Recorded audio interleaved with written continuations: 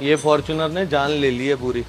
हालत देख गाड़ी की जो है, ये पलटी खा गई थी, दरवाजा बीच में से फटा हुआ था, अभी उसको पूरा रिपेयर किया है। तो हमारे यहाँ पे बहुत सारी चीजें रिपेयर होती है भाइयों, ठीक है, हर चीज रिप्लेस नहीं होती है, पर जहाँ पे रस्ट लगा हुआ है वहां पे करना पड़ता है। अब ये रस्टेड नहीं था, बहुत माइनर है ऊपर ऊपर का। तो स्टैंडर्ड हम लोग को डेंटिंग करने में जो है गाड़ी का 2 से 3 दिन जाते हैं अगर पेंट जॉब करना हो। इसमें इनके 3 दिन जा चुके हैं और 8 से 10 दिन जाने वाले हैं। तो that is a lot of work. Accident था ना तो इसलिए मतलब दिक्कत हो गई, बट ठीक है, ऐसे प्रोजेक्ट्स लेने में मजा भी आता है। बीच बीच में जब रेडी होती है तो लगता है कि कुछ किया है।